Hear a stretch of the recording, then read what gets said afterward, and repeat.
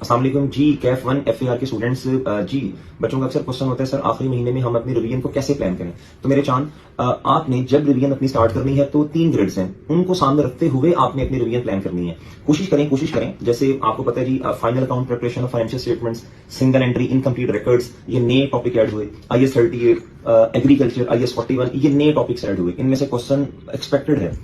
इसी तरह IAS 23 में से क्वेश्चन बहुत ज्यादा एक्सपेक्टेड है। IAS 16 ये मिक्सर आएगा, दूसरे क्वेश्चन दूसरे स्टैंडर्ड के साथ मिलकर भी आ सकता है और अपना सेपरेट क्वेश्चन भी आ सकता है, ये बहुत ज्यादा इंपॉर्टेंट है। NPO 10 नंबर से 10 नंबर या उससे कम का क्वेश्चन एक्सपेक्टेड है। तो मेरे चांद IAS 8 हो गया, कैश फ्लोज हो गया, इसकी अपनी ग्रिड है, ये बहुत ज्यादा इंपॉर्टेंट है। तो मेरे चांद जो चीजें बहुत ज्यादा इंपॉर्टेंट है, कोशिश करें ग्रिड को सामने रखते हुए रोजाना की बेसिस पे हर ग्रिड में से कोई ना कोई क्वेश्चन अटेंड करें।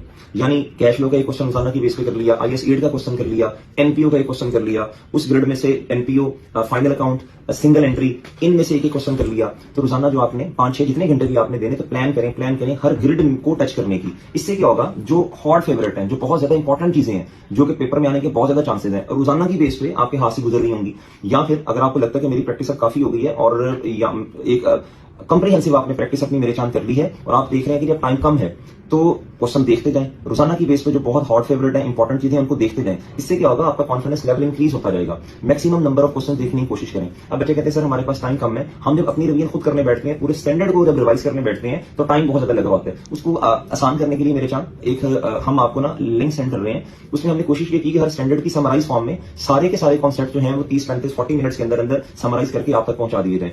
उस लेक्चर को लाजमी ले लें आप, जिस IAS 23 है उसका समराइज फॉर्म में लेक्चर, IAS 20 का, IAS 40 का। इससे ही होगा मेरे चांद, जो आपने अपने कॉन्सेप्ट रिकॉल करने हैं, आपने 5-6 घंटे लगा के वो 30 से 35 मिनट्स में 1.5 या 1.25 की स्पीड पे लगाएं, वो 30 मिनट का लेक्चर वैसे ही 22-23 मिनट में इंशाल्लाह आपका कवर हो जाएगा। तो ये आपका टाइम बहुत ज्यादा सेव करेगा। कॉन्सेप्ट भी रिकॉल हो जाएंगे, कॉन्सेप्ट मजीद बेहतर हो जाएंगे, इंप्रूवमेंट भी आएगी, एफिशिएंसी भी इंशाल्लाह आपकी बढ़ जाएगी। ये मेरा चांद इस तरह करेंगे तो आप इंशाल्लाह आप इजीली अपनी रिवीजन को अच्छे तरह से प्लान कर लेंगे। कॉन्फिडेंस इंक्रीज होगा तो पेपर पास होने के चांसेस भी बहुत ज्यादा इंशाल्लाह। उम्मीद है आपको ये पता, आपको आपका कॉन्फिडेंस एनहांस हुआ होगा कि how to revise the syllabus in the last month. अल्लाह ताला आप सबके लिए बहुत ज्यादा आसानियां पैदा करें। अस्सलाम वालेकुम।